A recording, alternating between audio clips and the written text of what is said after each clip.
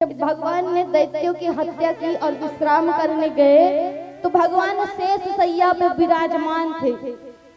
समुद्र में शेष सैया पे भगवान विराजमान थे। तब उनकी गहन निद्रा के द्वारा उनके कर्णों से, कान से मैल प्रकट हुआ।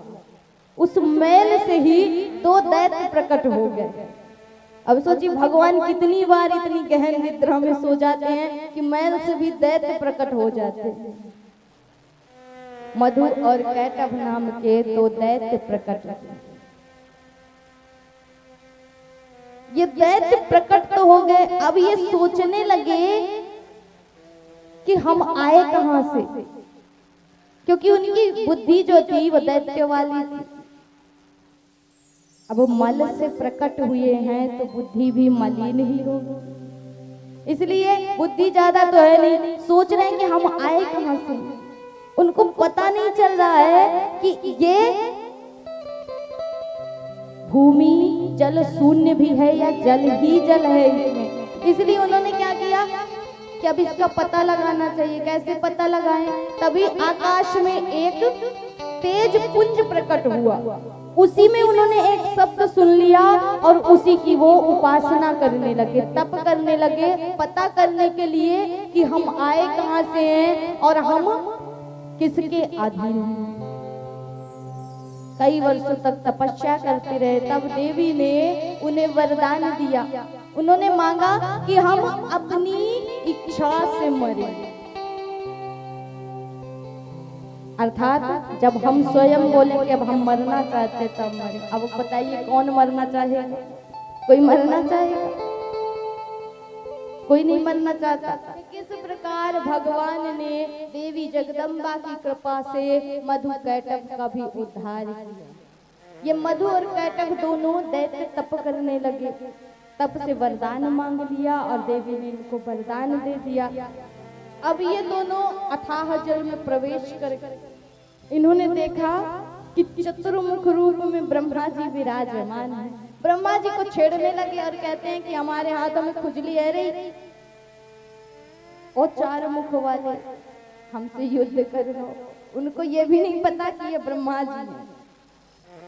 ब्रह्मा जी ने सोचा कि मूर्खों से बहस नहीं करनी चाहिए, इसलिए बेचारे वहां से प्रवेश कर गए हरि के पास। लेकिन हरि लीन थे घोर निद्रा में। अब कहा किया जाए तो निद्रा देवी की स्तुति की। जब स्तुति की तो निद्रा देवी भगवान को छोड़ करके चली गई ऊपर धाम में। भगवान की निद्रा भंग हुई। भगवान ने ब्रह्मा जी को चिंतित देखा। ये माया का ही असर है कि साक्षात हरि निद्रा में लीन हो गए, ऐसी माया उन पर असर कर गई। साक्षात ब्रह्मा जी आज भय से कांप रहे हैं। मधु कैटभ रूपी दैत्यों को देख करके भय से कांप रहे हैं।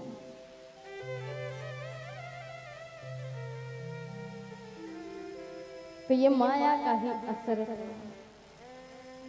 ये उन शक्तियों का ही असर था। राधे राधे।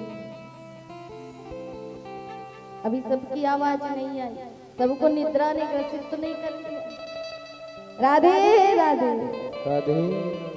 ब्रह्मा जी को जब श्री हरि ने देखा तब पूछा कि क्या बात है ब्रह्मा जी, इतने भय से क्यों कांप रहे हैं?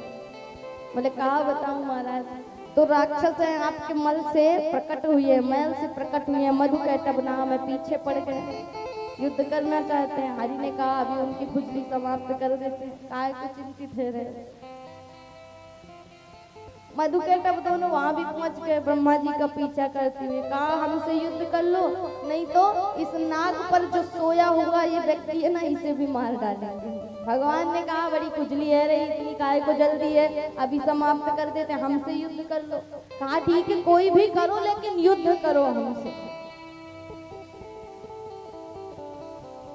प्रभु ने अनंत प्रयास किया, कई वर्षों तक युद्ध चलता रहा। भगवान थक जाते लेकिन मधु और कैटभ नहीं थकते, बारी बारी से युद्ध कर रहे हैं। भगवान ने कहा ये तो हारने वाले नहीं, इसलिए ध्यान लगा करके देखा तो भगवान को पता चला कि ये सम्मोहन से ही मर सकते। इसलिए देवी की आराधना की। देवी ने उन्हें बताया कि जब मैं इनको सम्मोहित करूं तब आप इनका वध कर देना।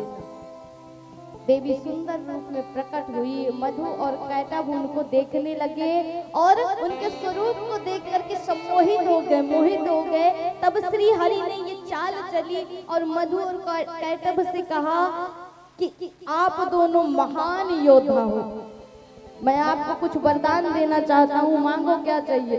तो मधु और कैटभ ने अभिमान वश क्या कहा कि आप हमें क्या वरदान दोगे, हम आपको वरदान देते हैं। बोले ठीक है, हम ही को वरदान दे दो। बोले क्या चाहिए। बोले इतना चाहिए कि अपनी दोनों मृत्यु करवा लो। अब सोचिए, किसी के मरने का ही वरदान भगवान मांग रहे हैं उसी से। मधु कैटभ ने सोचा कि हम तो कुछ और सोच रहे थे, हम अपनी ही चाल में फंस गए।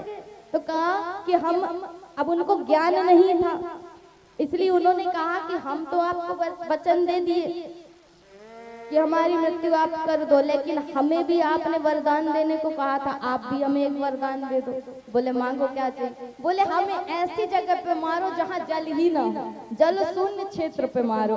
भगवान समझ गए कि ये दैत्यों वाली बुद्धि है, इनको पता नहीं है कि ऐसी भी जगह है जहाँ जल नहीं है। उनको ऐसा लगता था मानो समस्त सृष्टि में जल ही जल है, कहीं भी ऐसी जगह नहीं है जो जल शून्य हो। तो हरि ने क्या किया, अपने वक्ष स्थलों को इतना बढ़ाया कि समुद्र के आकार का कर दिया और वहीं पर दोनों के मस्तक को रखा और तलवार से अलग कर दिया, धड़ से अलग कर दिया।